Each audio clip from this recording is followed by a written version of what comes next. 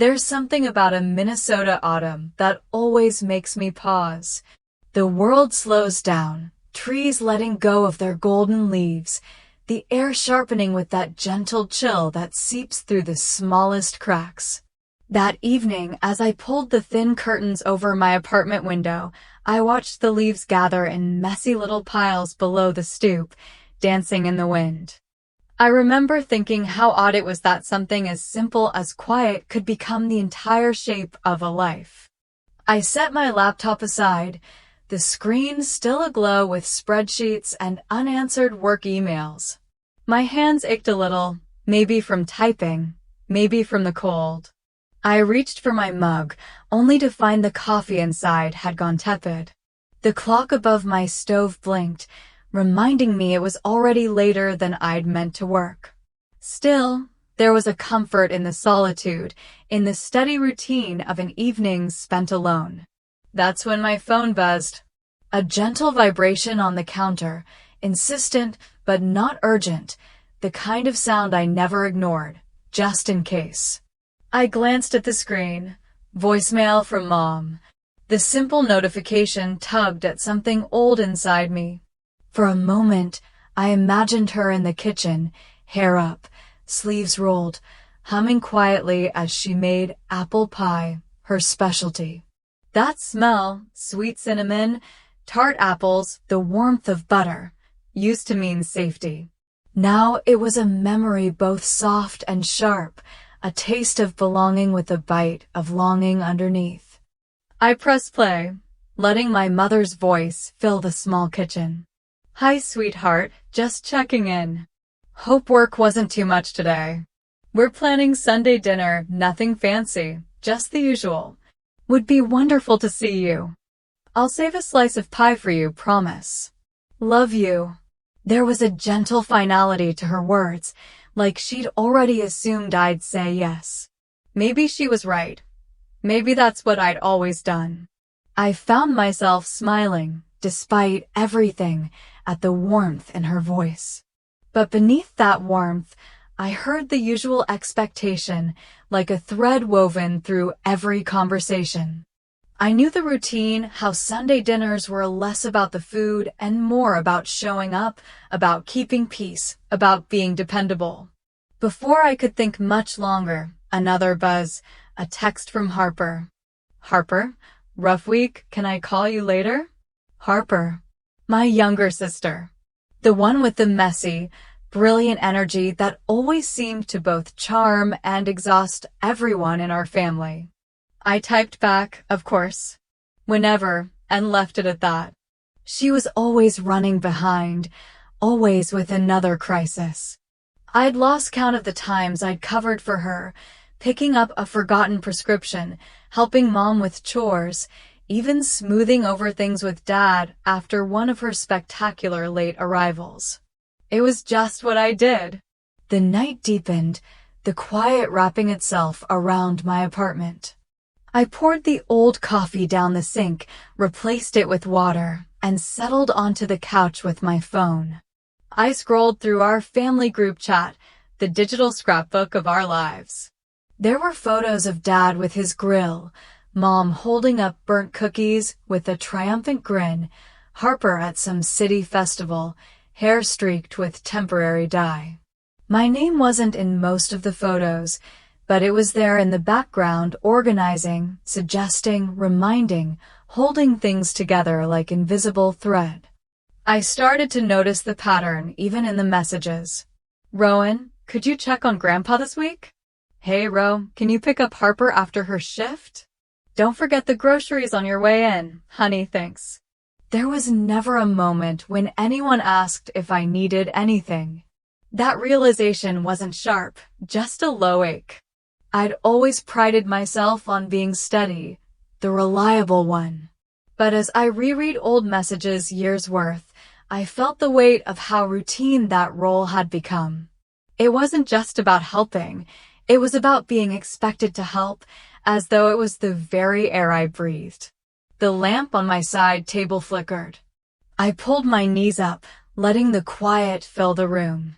A part of me wanted to believe this was normal, Every family needs an anchor, right? Maybe it was easier not to question it, to just keep showing up. Yet, as the evening wore on, I couldn't shake the feeling that somewhere along the way, I'd stopped being seen for who I was. I'd become a role, helpful, steady, invisible. The world outside my window was changing, but inside these walls, I felt stuck.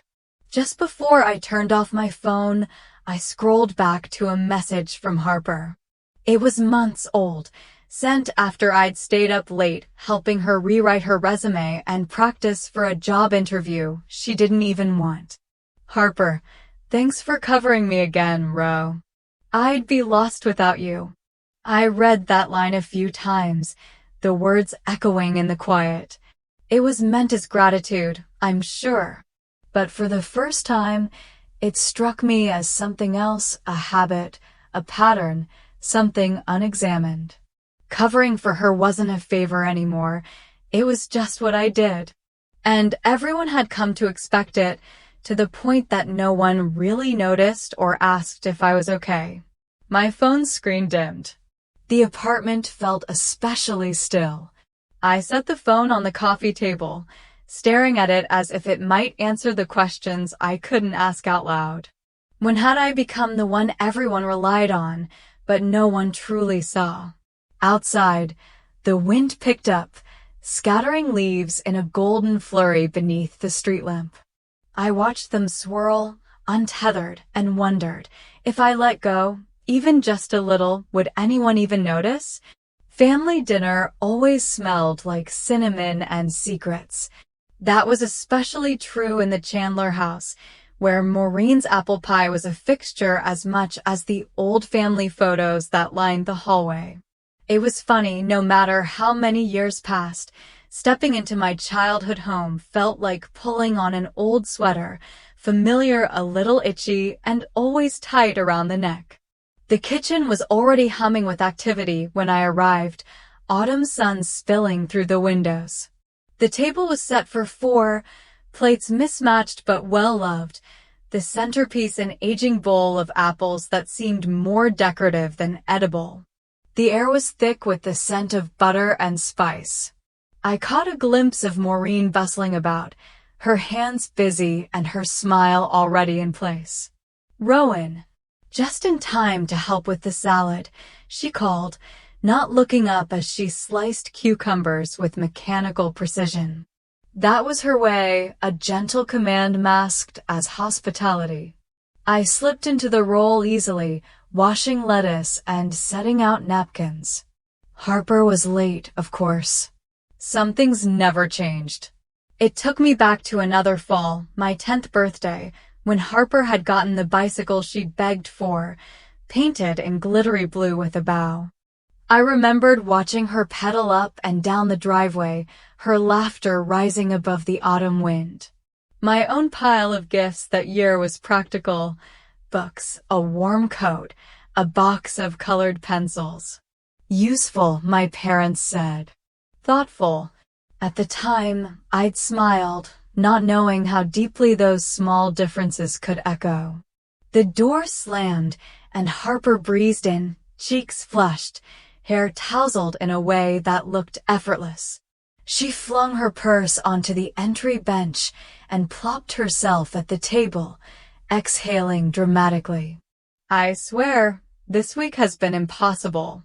Rent's up again, my car needs a new alternator, and my boss keeps asking me to stay late without overtime." Harper's words tumbled out all at once, the woes of her world pouring into the kitchen like another draft through the door.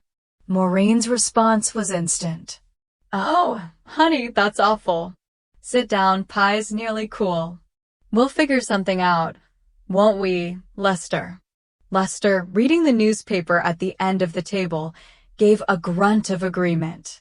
He didn't look up, but his voice was full of unspoken expectation. "It's always something. At least you've got family to back you up." I busied myself arranging silverware, feeling the focus of the room shift in ways so familiar I could almost predict each line of dialogue. Maureen set a plate in front of Harper, then glanced at me with that practiced smile, the one that said she was grateful for my quiet, reliable presence. I returned a small nod, my stomach tightening just a little. Conversation drifted to bills, grocery prices, and Harper's struggles. She talked about her job, her never quite enough paycheck, the apartment that was barely big enough for me and my dreams, as she put it. I tried to listen, but the words blurred into the background hum of a family routine that never really changed. When Harper finished her litany, Maureen reached over and laid a comforting hand on hers. "You know we'll always be here for you," she said, her voice honey-sweet. Then, almost as an afterthought, she turned to me. "And Rowan, you've always looked out for your sister, haven't you?" It was a question with no real answer, more a reminder than a request. I smiled automatically, searching for words that wouldn't sound hollow. "I do what I can," I managed, but the sentence landed flat. Lester folded his newspaper and looked at me, eyes kind but distant. "Your sister's lucky to have someone so responsible in her life." Dinner was served, a roast, mashed potatoes, green beans. Each bite tasted of childhood, yet none of it felt quite like home anymore. As the meal went on, I found myself watching the choreography play out. Harper asked for help with her car. Maureen suggested maybe Rowan could take a look at your finances with you. She's good at that sort of thing. Harper nodded, already assuming my agreement. No one asked if I wanted to, or even if I had time. It was just understood. The invisible contract, signed long ago and quietly renewed with every family gathering. I listened, offering polite nods and occasional words. Inside, I felt something in me slowly curl up, bracing for what was coming next. Even the pie, sweet, warm, perfect as ever, carried an aftertaste I couldn't quite swallow. When the dishes were cleared and conversation faded into the clink of forks on plates, Maureen patted my hand. "You're such a help, Rowan. I don't know what we'd do without you." Harper grinned, reaching for her second slice. "Yeah, Ro, what would I do without my big sister?" I forced a smile, pushing away a creeping sense of resignation. The air felt thick, the kitchen suddenly smaller. As I gathered my things to leave, Maureen pressed leftovers into my hands, telling me to eat something real this week. Harper gave me a quick hug, already moving on to her next story. Stepping out into the chill, I watched my breath cloud in the air, the familiar house behind me glowing with autumn light. I knew, as surely as I knew my own name, that a new favor would be coming soon, another debt quietly added to the tally I never asked for and never expected to be repaid.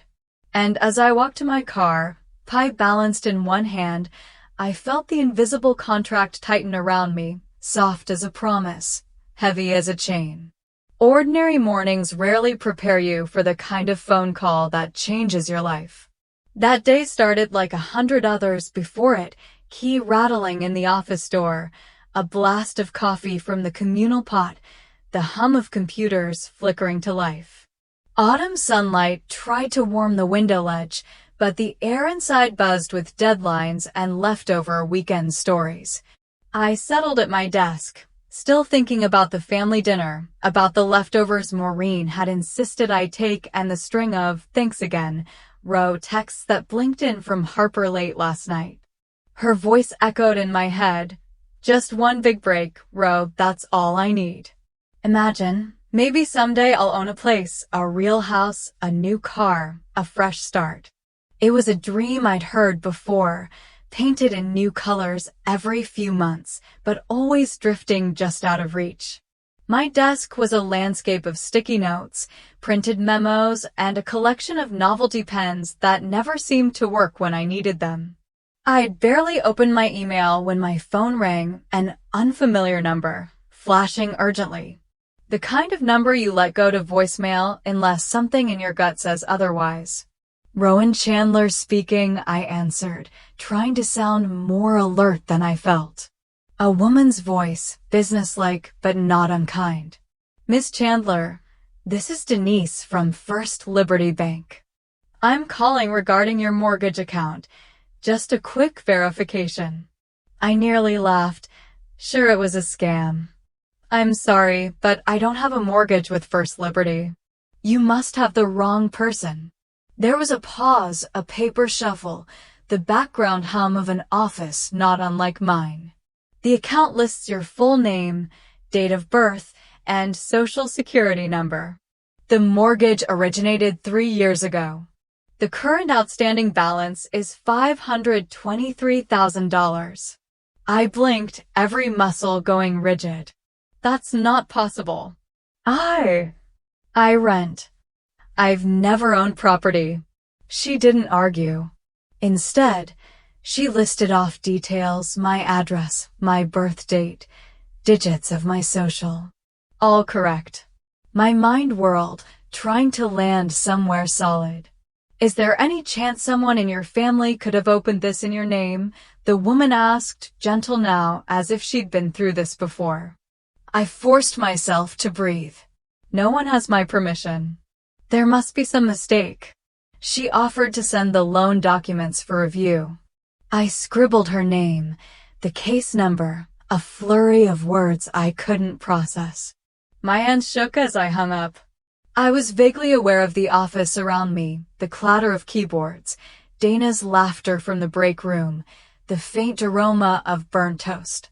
Everything suddenly felt far away, muffled by static. Dana peeked around the cubicle wall, brow furrowed. You all right? You look like you've seen a ghost. I tried to answer, but my voice wouldn't cooperate. Instead, I just handed her the slip of paper with the bank's number on it. She scanned it, shrugged. Telemarketers, maybe? You want coffee? I nodded, managing a thin smile. Yeah, maybe I just need more caffeine. But as I pulled up my own financial records on the company laptop, dread pooled in my stomach. I scanned my credit report online, double-checking every account, every balance. There was a mortgage listed under my name, dated 3 years ago. I stared at the entry until the numbers blurred. The rest of the day passed in a daze. I answered emails, fumbled through meetings, barely hearing the words. When my inbox pinged, the bank had sent the documents. My heart hammered as I opened the PDF. Pages of legalese, dense print, but there, on the signature line, was my name, looping and neat, just the way I sign checks. Or almost. I studied the scan. The signature was flawless, too flawless. My own always had a hesitation at the end, a tiny loop on the R, the faintest smudge where my hand shook if I was nervous. This one looked rehearsed, precise. Whoever had done this knew how to copy me, but not how I'd falter. For a long moment, I couldn't move. The computer screen glowed with official language. Primary borrower, Rowan Chandler. There were my details, my identity, attached to something I'd never touched. I pressed my fingers to my temples, trying to will the world into making sense. Dana returned, coffee in hand, settling into the chair beside my desk. So, what's going on? I lowered my voice. It's not a telemarketer. The bank thinks I took out a mortgage. A huge one. But I didn't. And someone signed my name. Her eyes widened. You think it's identity theft? I don't know. My voice broke and I swallowed hard. I just don't know how this happened. We sat in silence, the weight of the moment pressing down. The office noise faded away. Dana squeezed my hand. You'll figure it out. You always do. But I didn't feel steady. I felt hollow. The reality settled in slowly. This wasn't just a simple mix-up. It was a violation, a line crossed by someone who knew me, who knew what they could take, and what I'd never notice until it was too late. I printed out the email, the mortgage application, the signature page. Each document felt heavier than the last. As the day wore on, my thoughts raced. Harper's dreams of a new house, her jokes about finding a way, the family's silent assumption that Rowan would fix things. I looked at my phone, wanting to call someone, but not knowing who. My parents wouldn't understand, and Harper. I didn't want to believe it, but the evidence stacked up, stark and undeniable. By the time the sun dipped behind the office park, my hands trembled as I packed up for the day. I'd come to work expecting just another Monday. Instead, I was leaving with the terrifying certainty that my life had shifted quietly and irreversibly in a direction I never saw coming. Outside, the air was colder. I stood in the parking lot, files clutched to my chest, watching the wind lift stray leaves from the asphalt. The world went on as if nothing had changed, but for me, everything was suddenly, terribly uncertain. And for the first time, I wondered if anyone in my family truly understood what it meant to cross a line you can't uncross.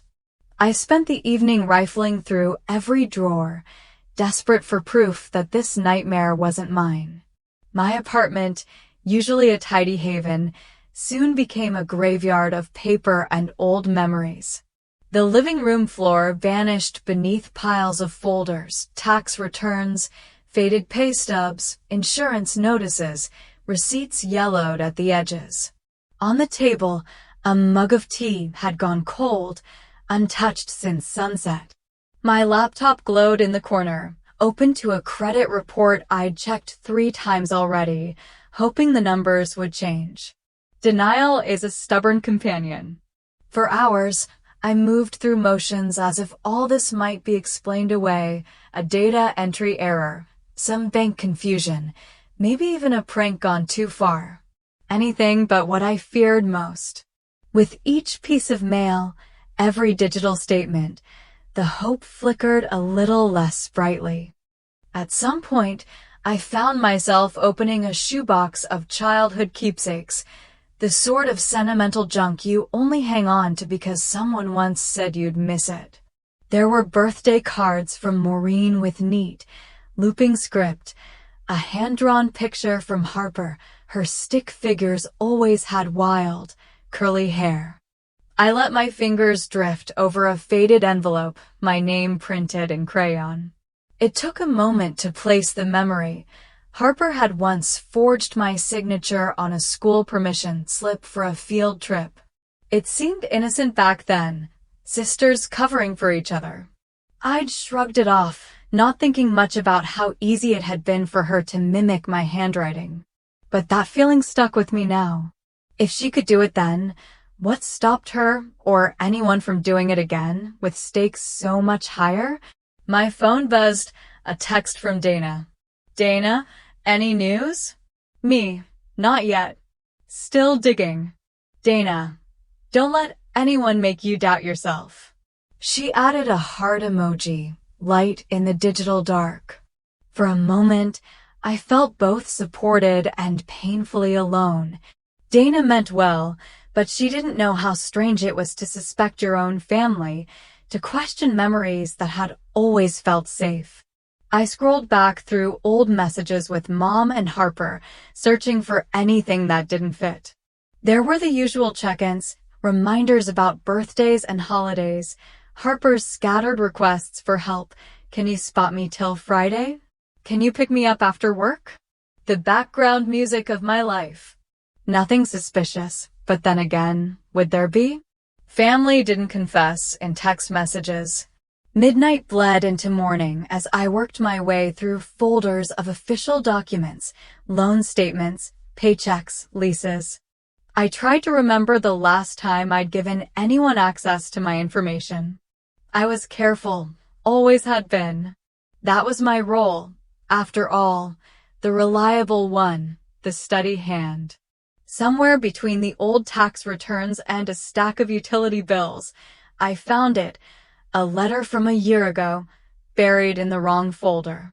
The envelope was addressed to me, but the signature inside stopped me cold. It was my name, neat and flowing, but there was something off. The R looped a little too high. The W was too tight. Most people wouldn't have noticed. But I knew my own handwriting, the way my nerves sometimes made the letters waver. This was a practice copy, careful but wrong. My heart thudded in my chest, the realization settling like a stone. Whoever had done this knew me knew how to pass as me, but didn't know my every quirk. I sank onto the floor, surrounded by paperwork, memories pressing in from every side. How had I ended up here, forced to prove I hadn't done something I knew, in my bones, was impossible? I felt anger, sharp and clear, slicing through the fog of disbelief. I stared at the signature, willing myself to find a loophole, a clue that would unravel this knot. My mind replayed conversations with Maureen and Harper over the past few months. Had there been hints I'd missed? Some warning I'd brushed aside in favor of harmony? My stomach twisted as I realized how many times I'd said yes, how rarely I'd asked questions. The clock on the wall ticked louder. I reached for my phone, fingers trembling, and typed a message to my mother. Me, did you or Harper take out a mortgage in my name? I stared at the glowing screen, thumb hovering over send. Then, with a deep breath, I pressed it. The message flew out into the night, small and irreversible. The silence that followed was heavier than anything in the room. No reply. Just the quiet hum of my apartment, the shadows thrown by a single lamp, and the mess I'd made trying to find the truth. I leaned back against the couch, exhausted but unable to rest. In the reflection on my window, I saw myself, hair rumpled, face drawn, eyes searching for answers no one seemed willing to give. Outside, the city was asleep, but in my chest, a restless energy grew. I knew now that this was no simple mistake. Someone had crossed a line, and my world had tilted because of it. As the minutes crawled by, I kept checking my phone, half hoping for an explanation, half dreading what it might be. The message hung there, unanswered, a question echoing in the darkness. I wrapped myself in a blanket, cold and alert, waiting for a reply that never came. And as the first light crept over the horizon, I realized, sometimes the scariest part isn't what you discover, it's what people you love choose not to say. It's hard to ask your own mother if she betrayed you, but denial only feeds the wound. Even so, as I drove through the sleet toward my childhood home, my mind spun with excuses. Maybe I misunderstood. Maybe there was a reasonable answer. Maybe family really did mean always helping, even when it left bruises you couldn't see. By the time I stepped onto the Chandler porch, the world was muffled in white. Winter had arrived, laying a soft hush over the front yard. Inside, the living room glowed with lamplight and the faint crackle of the fireplace. Maureen had draped a red throw over the old couch. The scent of cinnamon and wood smoke drifted through the air, meant to comfort, but now it felt heavy, like nostalgia clinging to a secret. Harper was already there, curled tight in the armchair, eyes red-rimmed as if she'd been crying long before I arrived. Lester sat in his usual place by the fire, feet in wool socks, hands folded, silent as stone. Maureen hovered in the kitchen, wiping down the counters even though they were already spotless. I stood in the doorway a moment, coat still on, snow melting from my hair. "We need to talk," I said, more quietly than I intended. No one moved at first. The clock ticked, and outside, wind rattled the window pane. Finally, Maureen turned, a nervous smile fixed in place. "Rowan, can't we have a nice evening for once? There's cocoa on the stove. Let's just sit, talk. like a real family. But I couldn't let it go, not this time. I sat across from Harper, setting my bag on the floor. "I got a call from the bank," I said. "About a mortgage. In my name." Harper looked down, fingers twisting a loose thread on her sleeve. Lester's gaze dropped to the hearth. Only Maureen met my eyes. She moved to sit beside me, her hand resting lightly on my arm, as if she could gentle the storm she must have seen coming. "It's just paperwork, sweetheart," she said, voice low. "You're so responsible, always so organized." Harper couldn't get approved on her own. "It's not like you're paying for it." I pulled away, heart pounding. "That isn't the point, Mom. You used my name. You didn't ask. You forged my signature." Maureen's mouth tightened. "We did what we had to. Family always helps each other." The old mantra, repeated since childhood, except now it scraped raw. I glanced at Harper. "You could have told me." She shook her head, voice small. "I didn't want to drag you in. Mom said it'd be fine." Lester finally spoke, his words slow, each one deliberate. "We thought you'd understand." "You always do." I felt anger and sadness wrestle inside me. "This isn't help," I said, my voice breaking the quiet. "This is theft. You took something from me without asking, and you expected I'd just let it go." The air grew colder, despite the fire. Maureen's eyes filled with tears, but there was steel behind them. "Don't do this, Rowan. Please. Don't ruin the family over a technicality." My jaw clenched. "A technicality? You put me in debt for $500,000. You risked my future, my credit, my trust. That isn't family. That's using me because you thought I wouldn't fight back." Harper's breath hitched. She bolted from the armchair, nearly stumbling over the rug. "I'm sorry," she choked out, voice ragged, before rushing down the hall, her footsteps echoing on the hardwood. A door slammed. The silence left behind was jagged and mean. Maureen reached for my hand, but I drew back. "We're all we have," she whispered, desperate. "Don't let one mistake tear us apart." I looked at her, really looked. The woman who baked pies, wiped skinned knees, told bedtime stories. Now pleading, frightened, unable to see the line she'd crossed. "I didn't do this," I said softly. "You did." The fire snapped in the grate. Lester stared into the flames, silent, no answers to offer. Maureen's shoulders slumped, her hope crumbling. The living room, once cozy and safe, suddenly felt too small. Every memory pressed in around me, every sacrifice, every unasked favor, every time I'd said yes when I wanted to scream no. Snow tapped at the window, and for a moment, I was just a child again, watching the world blur outside, waiting for someone to make it right. But now I knew. No one else would. As I gathered my things, Maureen's voice followed me to the door. "Please, Ro, don't go. We can fix this. You're stronger than this. You always have been." I paused, my hand on the knob, not trusting myself to answer. The words hung in the air, sharp as icicles. I stepped out into the night, breath fogging in the freezing air, and listened as the door clicked shut behind me. For the first time, I wondered if there were wounds even family couldn't heal, and if the only way to stop the bleeding was to walk away. Some truths only sink in at 3 a.m.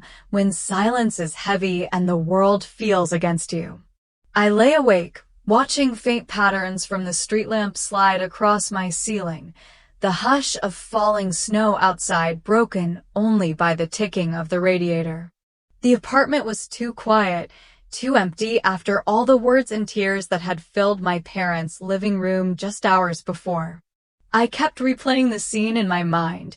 Maureen's pleading, Harper's tearful exit, Lester's silence, The way my own voice had trembled as I called what they'd done by its true name. The ache in my chest was as real as any bruise, but sharper for being invisible. Denial is easy when you're surrounded by noise. It's much harder when the world has gone still and all you can hear is the truth. I kept thinking of Dana's advice, her voice clear in my mind from so many late-night conversations. Sometimes walking away is the bravest thing you can do. The trouble was, I didn't feel brave. I felt raw and exposed, uncertain whether action would save me or just carve the wound deeper. By 3:17 a.m., sleep was a lost cause. I sat at the kitchen table, laptop open, phone buzzing with unread messages, most from Dana, who seemed to sense the depth of my unrest. Dana, you okay? Me, not really. Dana, don't let them guilt you into silence. Me, I don't even know what to do next. Dana, start with facts. You're not alone, Ro. It was what I needed to hear. I took a shaky breath and began to research, searching for any thread of hope in a tangle of confusion. My search history quickly filled with desperate keywords: identity theft, mortgage fraud, family forgery, legal recourse. Each result felt both reassuring and overwhelming. Reassuring, because I wasn't the first to face something like this. Overwhelming, because so many stories ended in heartbreak, lawsuits, years of struggle. I made a list, writing each step by hand, as if the physical act could ground me. Gather all evidence, emails, bank statements, forged signatures. Contact the bank in writing, disputing the loan. File a police report for identity theft. Consult a lawyer, someone reputable, someone discreet. Every step felt huge, yet necessary. Each checkmark was a lifeline, a way of building order from chaos. When I paused, my hands were trembling. I forced myself to take a sip of cold tea, the taste grounding me in the present. Dana texted again, a single word: lawyer. She was right. I needed help beyond advice and Google searches. I started scanning reviews, scrolling through lists of attorneys, most expensive, some with horror stories in their comments. Then I found one name that came up again and again, always with a note of relief in the reviewer's words: Stuart Beckman. Professional. Thorough. Never made me feel small. Helped my family through a nightmare with compassion. I hesitated. Reaching out meant making all of this real. It meant admitting to a stranger that my own family had broken my trust in a way I still couldn't fully believe. Still, I opened a new email, typing slowly. Subject: urgent. Suspected identity theft. Mortgage fraud. Dear Mr. Beckman, my name is Rowan Chandler. I believe my personal information has been used without my knowledge to secure a mortgage loan for over $500,000. I have attached all the documents I've found, including the forged signature and correspondence from the bank. I am not sure where to begin, but I need guidance on my next steps. Thank you for your time. Rowan. I attached scans of everything: bank emails, PDF of the signature, even a photo of the childhood permission slip Harper had forged so many years ago. The last detail felt almost silly, but I wanted to paint a full picture for the stranger whose help I desperately needed. My finger hovered over the send button. My heart pounded so loudly I could hear it in my ears. I thought about Maureen's face, twisted with desperation, Harper's guilt, Lester's withdrawn silence. I thought about what it would mean to make this official, to step beyond whispered family arguments and into the bright, cold light of law and consequence. For a split second, I wavered. Was I betraying them? Was I betraying myself if I didn't act? Was there any way back from this? But the weight in my chest wouldn't lift, and in the quiet of my apartment, I finally saw my own fear for what it was, a net holding me in place. Dana's words echoed again, fierce and kind. Don't let them guilt you into silence. I pressed send. The whoosh of the email leaving my outbox felt oddly final. There was no going back, not to the old illusions of family, not to the safety of silence. There was only forward, into unknown territory.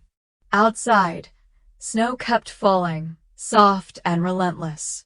I leaned my forehead against the cold glass of the window, letting the hush settle over me. The city was asleep, but I was wide awake, changed. I didn't feel strong yet, but I felt honest. And sometimes I realized that's the best you can hope for at the breaking point. I crawled into bed as dawn crept over the horizon. Sleep came in snatches, restless and jagged, but my mind kept returning to the list on the table, the first tangible proof that I was fighting for myself, at last. And as the world began to stir outside, I found comfort in a simple, new truth. Courage is often quiet, and sometimes it arrives only after everything else has fallen apart. By sunrise, my inbox chimed, proof that someone out there was finally on my side. I hadn't slept much, if at all. Instead, I drifted in and out of shallow dreams, jolted awake by each gust of wind against my window. But the message was there, waiting, from Stuart Beckman. Subject: urgent, suspected identity theft, mortgage fraud. His words were direct and calm. I've reviewed your documentation. Let's meet this morning to discuss next steps. There is a path forward. Those words, a path forward, felt like an anchor after weeks of freefall. I showered, bundled up against the Minnesota chill, and made my way across the city, snow crunching under my boots. The sky was a hard, pale blue, the world scrubbed clean by last night's storm. The coffee shop by the lake was a favorite of mine, cozy, with mismatched chairs and the comforting smell of roasted beans. Sunlight reflected off the snowbanks outside, making the world beyond the window seem almost unreal, too bright. Inside, the air was thick with warmth and conversation. Cups clinked, baristas called out orders, and somewhere, faint jazz played beneath the din. I spotted Stuart at a corner table, a stack of files beside his laptop. He looked exactly as I'd imagined, middle-aged, with thoughtful eyes and a demeanor that radiated steady competence. He rose as I approached, offering a firm handshake and a reassuring smile. "Rowan? I'm glad you reached out. Please have a seat." I slid into the chair opposite him, still clutching my bag like a shield. For a moment, I was aware of the details, the rough wool of my scarf, the way my breath hung in the air each time someone opened the door, the faint tremor in my hands as I pulled out my folder of evidence. Stuart didn't waste time. He reviewed the documents again, nodding occasionally, making quiet notes. When he finished, he looked up, meeting my gaze with unhurried patience. "You've done everything right so far. You kept records, you didn't confront anyone without preparing, and you haven't signed anything further. That matters." His words were steady, not patronizing, like an expert reassuring a peer, not a victim. I felt my shoulders loosen for the first time in weeks. "Here's how we proceed," he said. "First, we'll file a police report for identity theft. That creates a legal record. Next, we'll dispute the loan with the bank, attaching all documentation, your statement, the forged signature, supporting correspondence. Finally, if necessary, we can pursue civil action against the individuals involved. The bank's own investigation will likely corroborate your story once they see your evidence." I listened, equal parts relieved and overwhelmed. Is there any way they'll just believe me? Or will I have to fight every step? Stuart's expression softened. It may take time, but banks don't want liability. Once the police report is filed and your signature is proven to be forged, their hands are tied. They'll likely freeze the account and suspend collection activity while they investigate. It won't be quick, but it is doable. A memory bubbled up, Harper's voice, casual years ago. Ro always fixes things. It had been a family refrain, a joke that grew teeth. I'd always stepped in, whether it was smoothing over an argument, covering for Harper's late-night escapades, or cleaning up the messes no one wanted to admit existed. But this time, the mess wasn't mine to fix alone. Stuart must have read something in my face. He leaned forward, lowering his voice just enough to make it feel personal. You know, good people get hurt all the time, especially by those they trust. But good people can fight too. You're not powerless here. You have the truth and the law on your side. His words landed somewhere deep inside me, shifting something that had been stuck for too long. I realized I'd been waiting for anyone to say I was justified in feeling betrayed. That my pain was real, not just an overreaction or a burden I should quietly carry. The barista brought over 2 steaming mugs of coffee, breaking the tension. I wrapped my hands around mine, letting the heat seep in. The taste was rich and grounding, a welcome distraction from the storm in my head. Stuart outlined the plan again, step by step. He helped me draft a statement for the police, advised what to say and what not to say if my family contacted me. He promised to handle all communication with the bank and offered referrals for a therapist or support group, just in case the process gets heavy. I felt both seen and shielded, as if someone had finally stepped between me and the oncoming storm. He signed the retainer agreement right there, a formality that felt momentous. I'll take your case, Rowan. We'll start today. As we finished, sunlight poured through the windows, sparkling on the ice outside. I rose to leave, pausing at the door to look back at Stuart. He nodded, encouraging, already immersed in my paperwork. I stepped out into the cold, the world impossibly bright. My breath curled in the air, visible proof that I was still here, still fighting. For the first time in a long time, I felt a sense of movement, a shift. My life was about to change, one way or another, but at least I wasn't alone. Outside, the lake glinted in the sun, frozen but dazzling, the city humming quietly around me. I buttoned my coat, slipped my gloves back on, and let the air fill my lungs. I knew the hard part was still ahead. There would be pain and maybe regret and certainly more questions than answers. But I had a plan and, for the first time, hope. Filing a police report against your own blood is the loneliest act I've ever done. I thought I understood solitude, nights spent alone in my apartment, silence after arguments, the emptiness that settles in after a hard truth. But nothing compared to walking through those glass doors, the chill of January trailing me inside, knowing I was about to put in writing the unthinkable. My family had crossed a line, and now I was the one drawing the boundary. The Duluth police station was colder than the air outside, not in temperature, but in spirit. Gray tile floors, plastic chairs bolted to the wall, the buzz of fluorescent lights overhead. Everything here was designed for function, not comfort. I clutched my folder of documents, the edge digging into my palm as I waited at the intake desk. No one looked up, and I realized, not for the first time, how small you feel when the world moves on, indifferent to your crisis. Finally, a clerk asked my name, pointed me to a row of seats, and told me to wait for the officer assigned to financial crimes.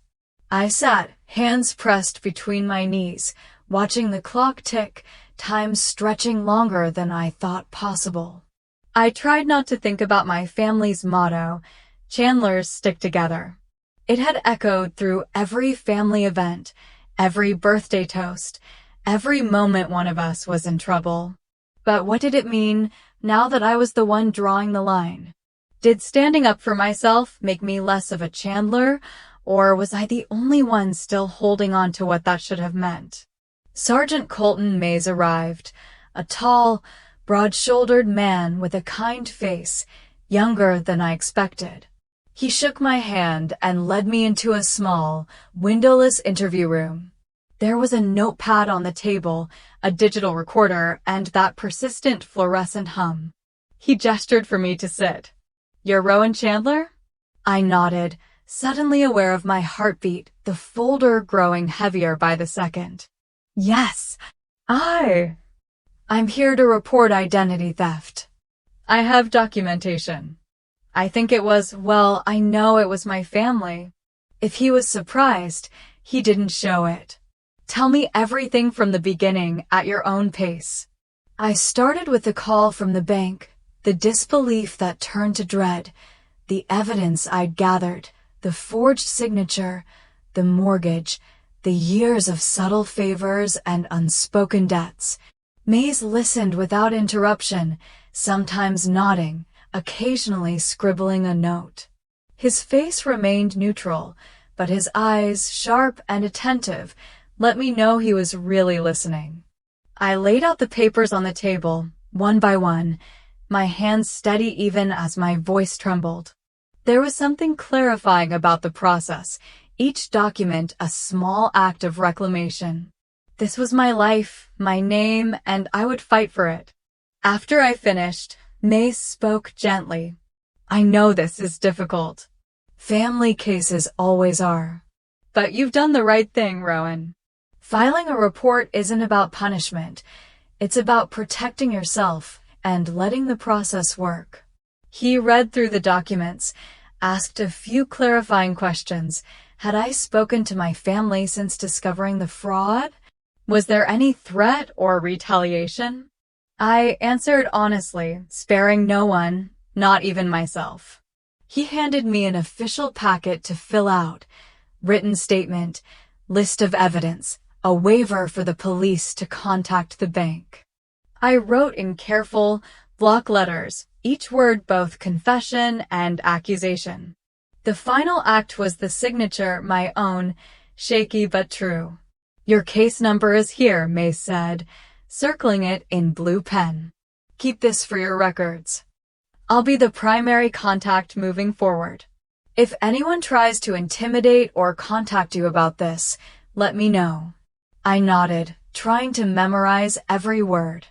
The relief was sharp, but so was the ache. This was real now, irrevocable. My phone vibrated in my pocket. I checked it as I left the interview room. 3 missed calls from Maureen, a single text from Harper, "What are you doing?" and one from Stuart, short and to the point. "Stuart, case filed?" I replied. "Me, it's done." He responded almost instantly. "Stuart, good. I'll follow up with the bank and police. Take care of yourself today." I pushed out through the heavy glass doors, the weight of my decision pressing down, and yet somehow lightening at the same time. The city looked different, more distant, the snow swirling in gusts along the sidewalk, the sky a hard, bright gray. Standing there, folder in hand, I let myself feel it, the loneliness, the grief, and beneath it, a stubborn thread of resolve. I had stepped onto a new path, one with no guarantee of comfort or reunion. But it was mine and mine alone. A memory rose, clear and sharp. Family dinners, the chorus of Chandlers stick together, Harper laughing, Maureen pouring coffee, Lester humming along with the radio. I mourned that world, even as I realized how much of it had been illusion, held together by my willingness to accept less, to say yes when I meant no. Now, there was no turning back. I glanced down at my case number, a string of impersonal digits, and tucked it safely into my pocket. I didn't know what tomorrow would bring: confrontations, regret, maybe even new wounds, but for the first time in years, I felt certain I was doing the right thing. The snow fell in thick, silent sheets, muffling the city's noise. I stood for a long moment outside the police station, breath-fogging, watching the world move on. I was alone, yes, but I was also free. By the time word spread, the silence from my family was louder than any fight. The phone calls started the morning after I filed the police report, but I didn't answer, not at first. I told myself I needed a day to breathe, to process what I'd done, but the truth was, I was afraid of what I'd hear. I stood at my kitchen window, snow steadily piling on the ledge outside, my phone buzzing restlessly on the counter behind me. The city felt muffled, as if every sound was wrapped in cotton. Each vibration of my phone was a reminder that life, as I'd known it, was gone, replaced by something colder, more uncertain. I let Maureen's first voicemail go to recording. Then the second. By lunchtime, there were 4. I sat at the table, staring at the blinking notification, the sense of waiting heavy in the air, almost like childhood, when Harper had broken something precious and everyone would freeze, waiting to see who'd take the blame. I realized, with a chill, that nothing had really changed. I was still waiting for the axe to fall, still bracing for the impact. Finally, I played the first message. My mother's voice was frantic, pitched high with a note of disbelief. "Rowan, what have you done? Why would you involve the police? This is a family matter.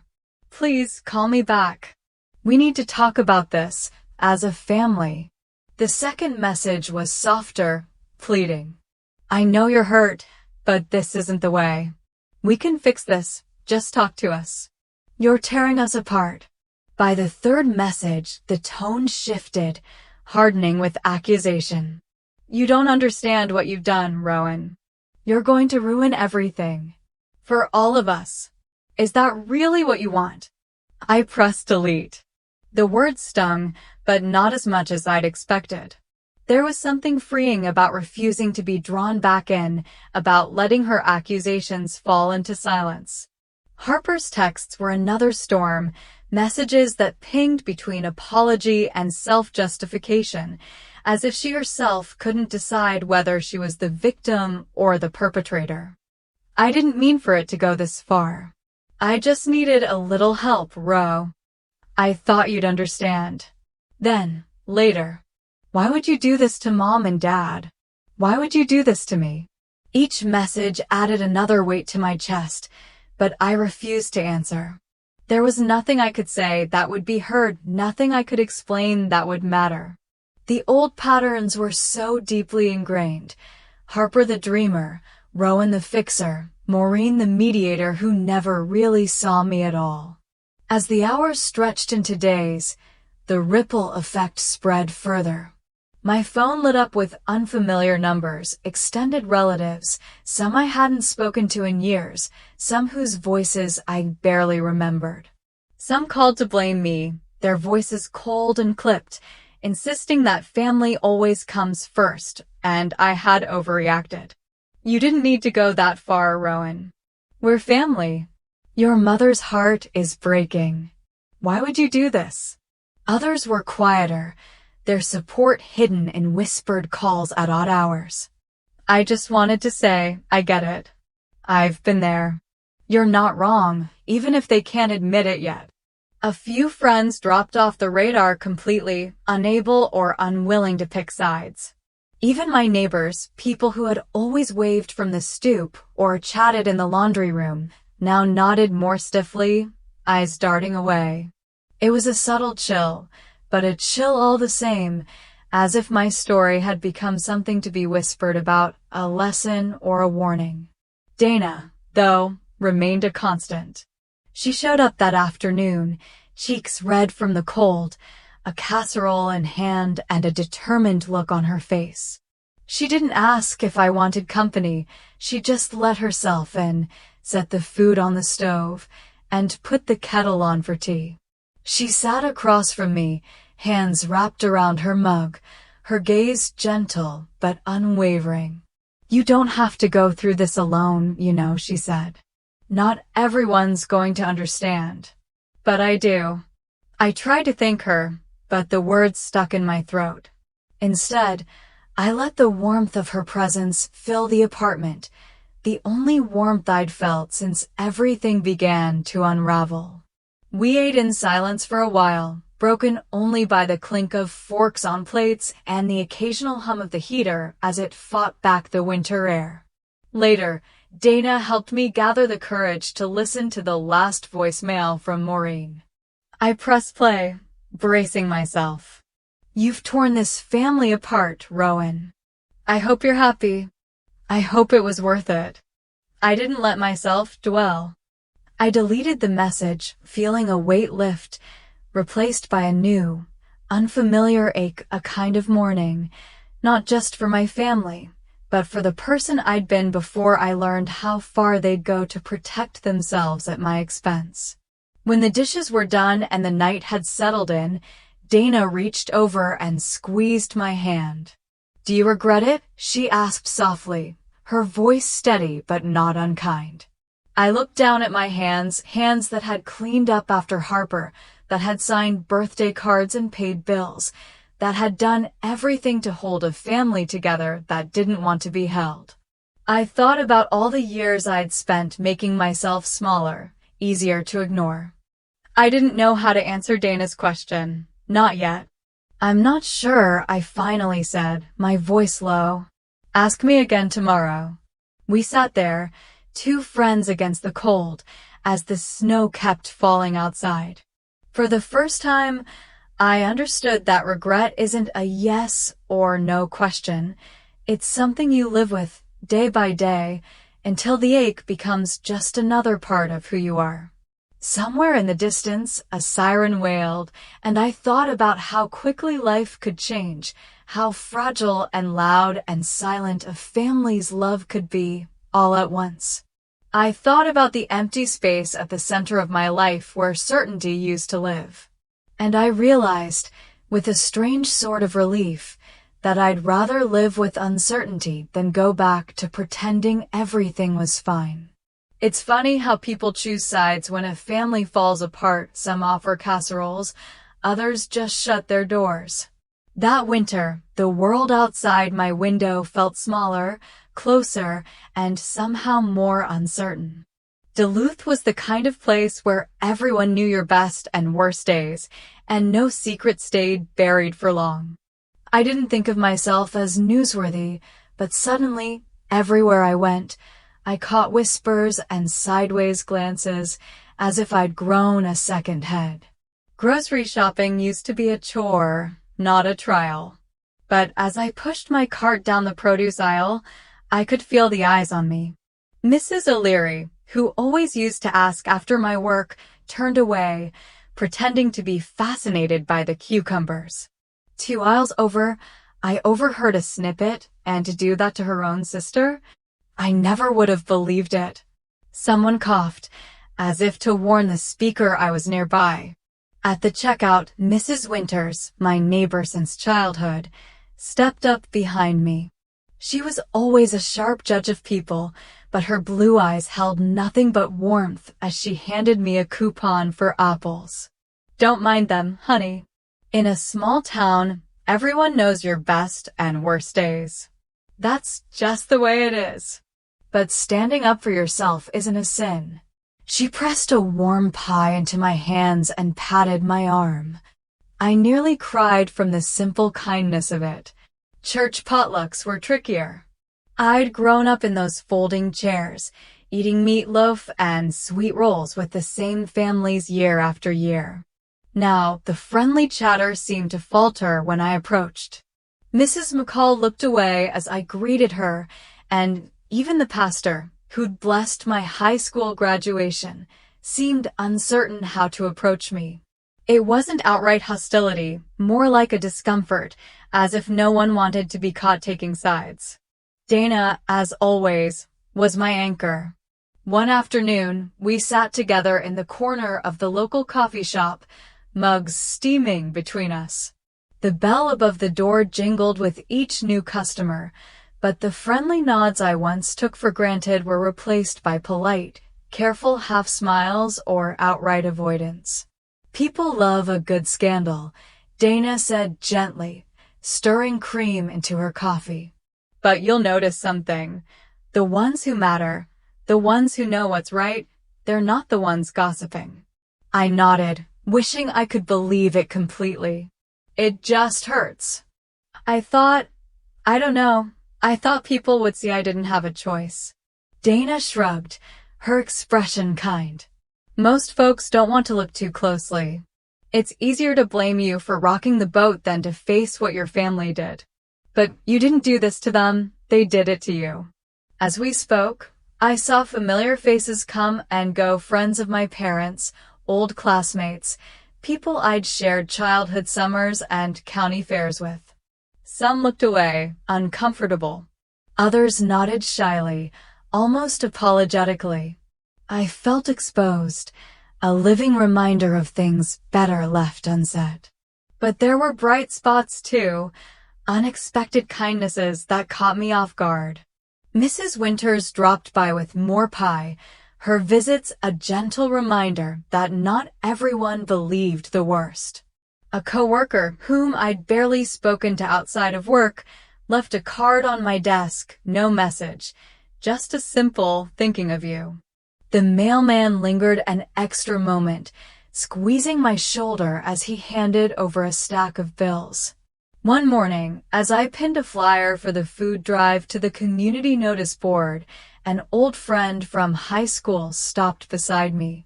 We hadn't spoken in years, life had taken us in different directions, but she leaned close, voice barely above a whisper. "Thank you, Rowan. Not everyone has the courage to stand up like you did. I wish I had back then." She didn't elaborate, and I didn't press, but her words stayed with me, a quiet balm on old wounds. Each day, I became more aware of the cost of speaking out, not just the loss of old alliances, but the small, daily reminders of who was really in my corner. The community I'd always thought of as a single, solid unit had fractured along invisible lines, some drawn in sand, others chiseled in stone. But with every loss, there was a gain, a new friend, a silent supporter, a kind neighbor who saw me not as a scandal, but as someone trying her best. That evening, as the sun set behind heavy clouds, I sorted through the day's mail. Bills, circulars, a card from Dana's mother, and then one thick, official-looking envelope, stamped certified. My heart stuttered as I read the return address, the bank. I held the letter in my hands, the weight of it undeniable. The case was moving forward. My life was changing, and there would be no going back. I sat for a moment, the pie from Mrs. Winters cooling on the counter, the hush of winter settling over the apartment. The world outside was divided, some with me, some against, but within these walls, I felt a fragile, real sense of peace. Whatever the outcome, I knew I'd done what I had to do. For the first time, I believed that maybe, just maybe, that was enough. One snowy morning, I realized happiness can be as simple as a fresh loaf of bread and a quiet house. There was a peace to waking up without dread, to letting the sunlight, weak and watery as it was, spill over my kitchen floor, warming the tiles where my feet landed each morning. I pulled on my thickest sweater and boots, tucked a loaf of homemade sourdough under my arm, and made my way next door to Mrs. Winters. The sky was that shade of gray that promises more snow before noon. The world seemed hushed, like a held breath, but inside her house, life was always bustling. The smell of cinnamon and baking apples was already floating through the door as she called out, "Come in, Rowan. Bring that good bread with you." Her kitchen was small and a little cluttered. Jars of preserves lined the windowsill, recipe cards tucked into creases on the countertop. I set down my bread and accepted an apron with flowery handprints on it, feeling oddly at home. Mrs. Winters handed me a bowl, and together we kneaded dough, our hands working in easy rhythm. It reminded me of being little, standing on a chair beside her as she mixed cookie batter, teaching me that a pinch of salt mattered just as much as a cup of sugar.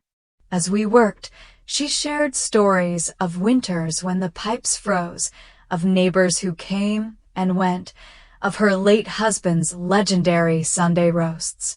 She laughed as she recounted a time when she and my mother had tried to outdo each other's apple pies. I listened, comforted by the simple, ordinary magic of the kitchen, the creak of the oven door, the soft punch of dough, the burst of laughter at a joke only half told. We shaped rolls, dusted them with flour, and set them to rise. "You know, Rowan," she said, her voice gentle, "food brings people together, but it's the sharing that matters most." "You're doing just fine, better than fine, really." Later, I walked with Dana through the park, snow crunching underfoot, our breath making clouds in the chilly air. The trees wore coats of white, and the lake was frozen still. We passed a group of neighborhood kids building a snow fort, their shrieks of laughter carrying across the wind. Dana nudged me. "Remember when you thought you'd never belong here again?" she asked, smiling. "I'm still not sure I do," I admitted, but my smile was real. "But I'm starting to think maybe you find your place by making it, not waiting for someone to hand it to you." Afterward, we stopped by the community center where volunteers were setting up for a food drive. I found myself reaching out, offering to help sort cans, chat with an elderly man about his favorite chili recipe, make cocoa for the kids tumbling in from the cold. For the first time in months, I felt useful in a way that wasn't tied to obligation or family expectation, just genuine, simple connection. When I returned to my apartment, I noticed how much it had changed. The walls were no longer bare. A quilt Dana's mother made hung above the sofa, plants lined the windowsill, and a stack of cookbooks leaned precariously by the stove. The place felt like mine now, shaped by hands, my own and those of friends who had helped me start over. It was a small, rented space, but it brimmed with the life I'd begun to build from scratch. Mrs. Winters dropped by that afternoon with a plate of still warm cinnamon rolls. "I made extras," she said with a wink. "Don't let them go to waste." I poured us both mugs of coffee, and we sat together at my little kitchen table, sharing sweets and easy conversation. The world outside might have been cold and uncertain, but here, there was laughter and warmth enough to melt any frost. As the sun began to dip, casting the snow in shades of gold and blue, I realized how much lighter my chest felt. I'd spent so long waiting for my family to apologize, for things to go back to normal, for the past to undo itself. Now, the waiting had turned into doing. I was investing in myself, building friendships, carving out a new sense of belonging where there had once been only obligation and pain. That night, as I tucked away the last of the clean dishes and prepared for bed, my phone buzzed. A new email, subject line stark and official. "Bank investigation. Final meeting scheduled." For a moment, fear twisted in my stomach, the reminder that some things still needed closure, that the story wasn't over yet. But it didn't feel paralyzing anymore. I looked around my apartment, at the bread rising on the counter, at the snow softly falling outside, at the reminders of the small joys I'd reclaimed, and felt something close to hope. I brushed a crumb from my apron and smiled, thinking of Mrs. Winters' words. The sharing mattered most. And as long as I kept choosing the people who chose me back, I'd find a way through whatever came next. The morning of the final bank meeting, I woke with a strange sense of calm, like the world knew this chapter was about to close and was holding its breath along with me. It was the kind of winter morning when the sun glints off every surface, making the snow outside shimmer.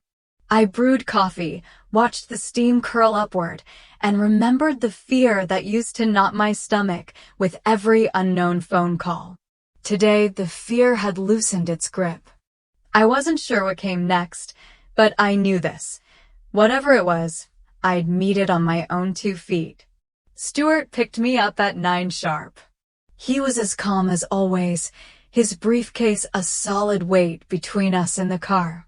"Ready?" he asked quietly, glancing over as he pulled out of the lot. "As I'll ever be," I replied. We drove in silence, the city moving past in shades of blue and silver. The bank building stood tall, all glass and angles, the kind of place that made you feel small unless you were determined not to. Inside, the conference room was bright and cold. Sunlight slanted through high windows, washing the long table in pale light. At one end, the bank manager waited, flanked by 2 clerks whose eyes barely left their laptops. A legal pad, a recorder, a thick stack of documents, everything about the space was clinical, efficient, almost sterile. I took my seat, back straight, hands folded to hide the tremor in my fingers. Stuart settled beside me, greeting the room with the kind of poise that made me grateful he was on my side. The meeting began with formalities, names, introductions, an outline of the process. I was asked to confirm my identity, to recount the events from the first phone call until now. I spoke clearly, keeping my voice steady, drawing on all the inner resources I'd spent months cultivating. When they asked if I recognized the mortgage documents, I looked each bank official in the eye. "I never signed these," I said. "The signature isn't mine. My information was used without my knowledge or consent." Stuart laid out the evidence methodically, copies of my real signature, messages from Harper, even the timeline of family texts that proved where I'd been on the day the papers were signed. His voice was calm, direct. There was no drama, just facts. Midway through, the door opened and Harper entered, eyes darting from face to face. She looked smaller than I remembered, almost fragile, her usual confidence replaced by a nervous uncertainty. She sat across the room, shoulders hunched, refusing to meet my eyes. I felt a pang of sorrow, of disappointment, but not the guilt I'd expected. The bank manager reviewed the findings aloud, reading each line with practiced formality. "It is the opinion of this institution, after reviewing all evidence and statements, that Ms. Rowan Chandler was the victim of identity theft. The mortgage and all associated debt are hereby removed from her name. The matter of fraud will be pursued separately with the appropriate parties." There it was. The verdict. Simple, final, liberating. Stuart turned to me, offering a small, genuine smile. "All that's left is your signature here," he said, sliding a final document across the table. My hand was steady as I signed, Rowan Chandler in my own careful script, reclaiming what belonged to me and letting go of the burden I'd carried too long. As the meeting wrapped up, the room seemed to shift, less hostile, more relieved. The clerks gathered papers, the manager shook my hand, and Stuart closed his briefcase with quiet finality. Harper lingered by the door, and for a moment I thought she might apologize or explain or simply say goodbye. But she just stood there, shoulders drawn tight. I gathered my coat, thanked the bank manager, and followed Stuart out into the lobby. The air outside was sharp and clear, sunlight dazzling off the snowbanks. I breathed in deeply, letting the cold fill my lungs. There was a strange weightlessness to my steps, as if the earth itself had grown softer beneath my feet. Behind me, I heard Harper's voice, soft, uncertain, but desperate. "Rowan, wait." The sound of my own name in her mouth sent a shiver through me, but I didn't turn around. For the first time, I realized I didn't owe her anything, not an answer, not forgiveness, not even a glance over my shoulder. Instead, I stepped forward, letting the light and the cold carry me down the sidewalk. The chapter was over, and I was free. For all its tension, the meeting had been dignified, almost gentle in its finality. There were no outbursts, no last-minute pleas, just the steady unfolding of truth and consequence. My story was now a matter of record, but more importantly, it was my own. As I walked away, I felt the sun warming my back, and I knew, whatever waited for me next, I had already survived the worst. The rest was just living. Sometimes closure is a silent goodbye, not a dramatic confrontation.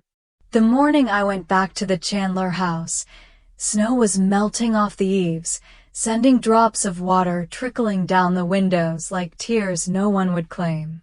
The yard, once full of Harper's laughter and my father's careful landscaping, looked bare. The driveway was empty. For the first time, I felt less like a daughter coming home and more like a guest visiting a place she'd already left behind.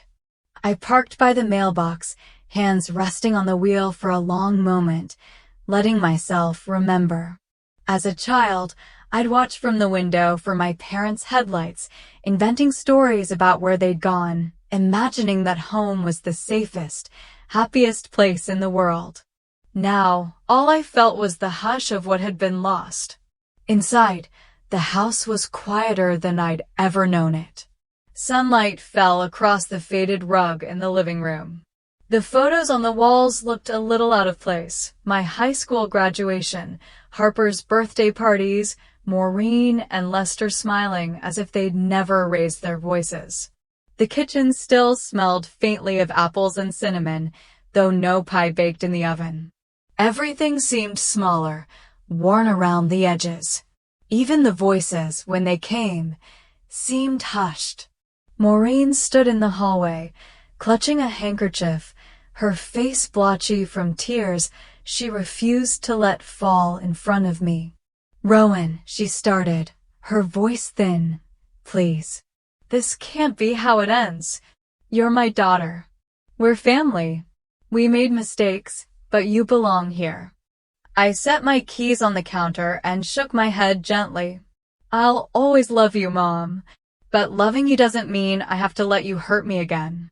You made choices. I'm just finally making mine." Lester appeared in the doorway, hands deep in his pockets, gaze fixed on the floor. He muttered something, maybe a greeting, maybe an apology, but wouldn't meet my eyes. There had been a time when I would have fought for his attention, tried to fill every silence with reassurance. Now, I let the quiet stand between us.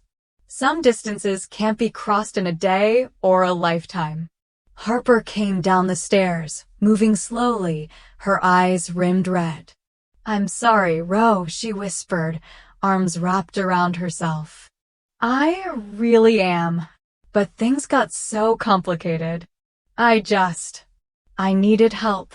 The apology hung in the air, but so did the excuse. I stepped past her, reaching for the box of old books and childhood keepsakes I'd come to collect. "I know you needed help, Harper, but you never asked. You just took. I hope you find what you're looking for, but I can't save you anymore." That's not my job. For a while, no one said anything.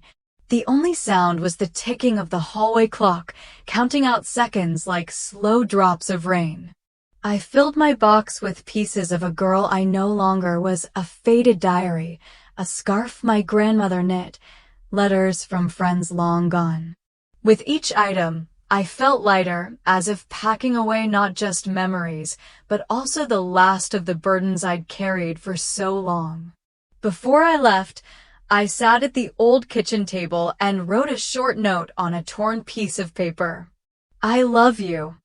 I hope you find your way as I've found mine. This isn't goodbye forever, but it is goodbye for now. I left it in the center of the table, weighed down with the small stone Harper had painted for me when we were kids. Maureen tried to call me back, voice cracking with the old urgency, but I just smiled sadly and shook my head. Take care of each other. I have to go. As I closed the door behind me, a gust of chilly wind swept through the hallway, rattling the framed photographs, making them shimmer with reflected light. I paused on the porch, looking out over the quiet street, and let myself feel the ache of what might have been. Grief and relief twisted together, so close I couldn't tell them apart. Driving away, the road unwound before me, patches of ice glinting in the late sun. I didn't look back, not because I was angry, but because some chapters need to be closed with gentleness and finality. My hands were steady on the wheel, my heart both heavy and strangely buoyant. Closure, I realized, isn't about slamming the door. Sometimes it's just knowing you're finally allowed to leave and trusting that, wherever you're headed, you'll be welcomed not for the burdens you carry, but for the person you've become. For the first time in years, I set the table for people who chose me not out of duty, but real connection. Late afternoon sunlight spilled across the kitchen counter as I folded napkins, listening to the gentle clatter of spoons and the low hum of voices from the living room. The apartment, once echoing with emptiness, now brimmed with small, hopeful sounds, laughter, music, the sizzle of onions caramelizing on the stove. I caught my reflection in the window, flour on my cheek, sleeves rolled up, and realized I was smiling for no one's sake but my own. This was my home now, every corner touched by hands that wanted to be here. No invisible debts, no tightrope of expectations, just an honest meal, made with care, for people who had become my heart's new geography. Dana arrived first, cheeks flushed pink from the cold, bearing a bottle of sparkling cider and a lopsided cake she'd baked herself. Don't judge the icing, she grinned, kicking off her boots. But do judge the taste. Mrs. Winters bustled in next, arms full of fresh rolls and a casserole that smelled like memories I'd only just learned to claim as my own. The last guests were neighbors I'd met at the food drive, and a young couple from down the hall, each bringing something small, a salad, a pie, a joke at their own expense. We gathered in the living room, balancing plates on knees, sharing stories not of what we'd lost, but of what we'd found. Second chances, unlikely friendships, the comfort of knowing you could show up imperfect and still be welcome. Someone put on an old jazz record. Mrs. Winters recounted her first Thanksgiving in Duluth, nearly 50 years ago, when the pipes froze and the turkey burned, but she'd laughed so hard her sides ached. Dana told a story about losing her mittens as a kid and finding them months later inside a snowman she'd built. I added a memory, baking cookies with Mrs. Winters as a child, flour everywhere, no judgment, just joy. There was a toast for new beginnings, glasses raised and clinking, cider fizzing in the soft light. For a moment, I looked around the table at faces illuminated by candlelight and gentle affection, and my heart grew so full it pressed warm against my ribs. When dinner was finished, we crowded around the kitchen, sharing dishwashing duties and singing along to music. Mrs. Winters pressed a folded, handwritten recipe card into my palm. Family secret, she winked. But you're family now. Dana hugged me so tightly I could barely breathe. You made this happen, Ro, she whispered. All of it. I'm proud of you.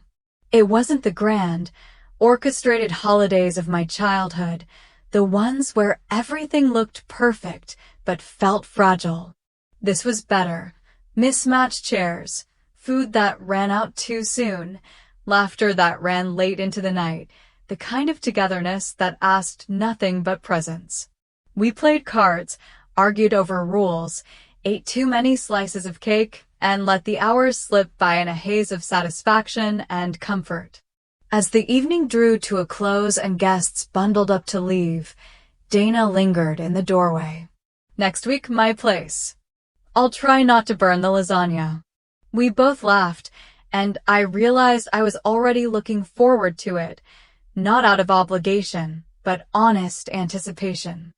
After the last hug, I tidied up in the hush that follows good company, the only sound the tick of the clock and the occasional sigh of the heating vent.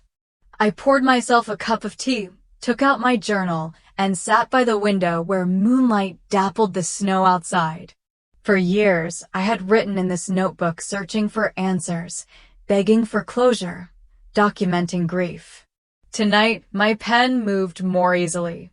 I wrote, "I am no longer what they made me. I am who I choose to be." It felt true in my bones. The ache of the past was still there, but softer, woven through with gratitude and the quiet pride of having built something new. I thought of my childhood longing for a family dinner that felt like home, and realized I'd finally found it here, in this room, among people who saw me as I truly was. The world outside was still cold, the future still uncertain, but within these four walls, a different kind of warmth glowed.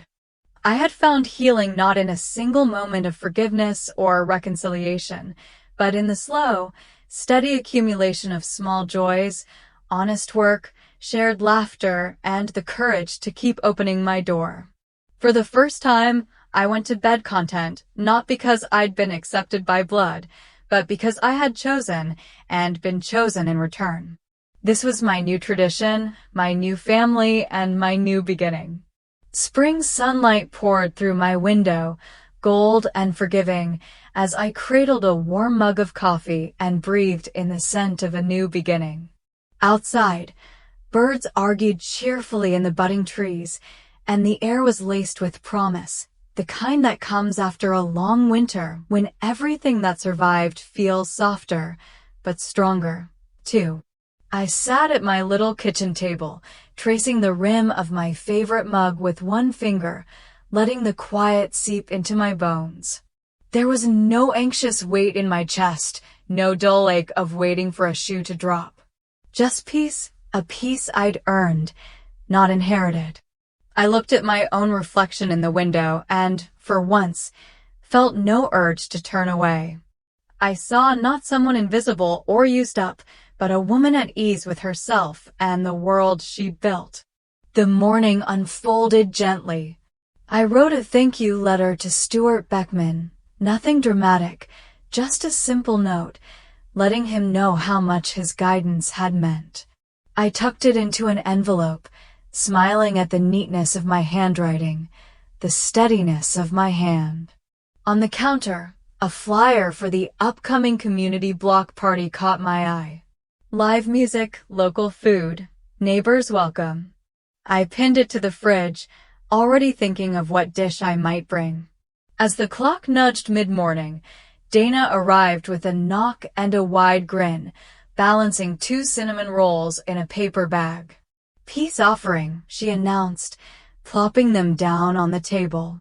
"For stealing your favorite mug last week." We laughed easily, the way friends do when history is simple and honest. We sat in the sunshine, sipping coffee and swapping plans for the summer. "Road trip to the North Shore?" Dana asked, her eyes bright with the thrill of the idea. "Or maybe we finally sign up for that pottery class Mrs. Winters keeps mentioning?" The possibilities felt endless, and for once, they belonged to me. After Dana left, I opened the window wide, letting the warm breeze carry in the scent of earth and budding flowers. From the street below, neighborhood kids waved up at me, faces sticky with ice cream and new freedom. I waved back, grinning, and listened to Mrs. Winter's voice on my phone, Just checking in. Dear, don't forget, you're on dessert duty for book club this week. The home I had built wasn't grand, but it was mine. Each corner held a memory I wanted, not one I'd been forced to carry. The scars of old wounds had faded into the background, replaced by fresh paint, thrifted treasures, and laughter that lingered in the air long after the dishes were done. Here, I didn't have to be anyone's savior or anyone's scapegoat. I was simply Rowan enough as I was. As I pulled on my shoes and slung a light jacket over my shoulders, I glanced around one last time, no longer out of habit, but with affection. I locked the door behind me, not with fear or hesitation, but with a sense of anticipation. The street shimmered in the late morning light, the future unwritten and wholly my own. Stepping out, I was met with familiar faces and cheerful greetings, a small wave from Mrs. Winters across the way, a nod from the couple with the golden retriever, the mail carrier pausing to ask after my garden. Every interaction was a gentle thread weaving me into this patchwork community, a family of choice and mutual respect. The past would always be a part of me shaping, not defining, but I no longer carried it like an anchor. Each step forward felt lighter, guided not by duty or fear, but by hope. I realized, as the sun warmed my face and I walked down the block, that freedom wasn't a dramatic moment or a single act of courage. It was every small choice to begin again, to trust, to say yes to myself. If you ever wonder whether freedom is possible, let me tell you it is. Hi, I am the one who has accompanied you through every page of this story, from the early days when Rowan silently endured until the day she dared to stand up and write a new journey of her life. After 16 chapters full of challenges, tears, and hope, what remains most deeply for me is the value of self-respect, the courage to let go of unhealthy attachments, and the belief that everyone deserves a real home, even if it has to be rebuilt from scratch. I realized that sometimes the hardest thing is not to forgive others, but to learn to forgive and love yourself, to be steadfast enough to overcome the invisible expectations of family and society, to be yourself to the fullest. It took Rowan a long time to understand. Freedom and peace are the results of choice, of daring to set boundaries and protect personal values. But it was also that journey that helped her find community, new friendships, and a peace that no one could take away. What about you? Have you ever felt invisible in your own family or had to force yourself to please everyone and forget about yourself?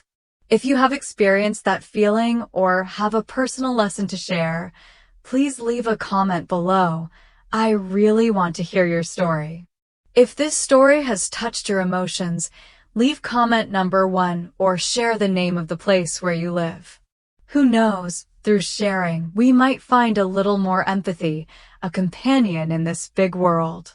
And if you love gentle, honest stories about family and life, don't hesitate to subscribe to the channel so you don't miss the next journeys. Thank you for listening, sympathizing, and going through this journey with me. I wish you peace, courage to be yourself, and one day, who knows, you will find your true home, whether it be with your blood family or a home you build yourself. See you in the next stories.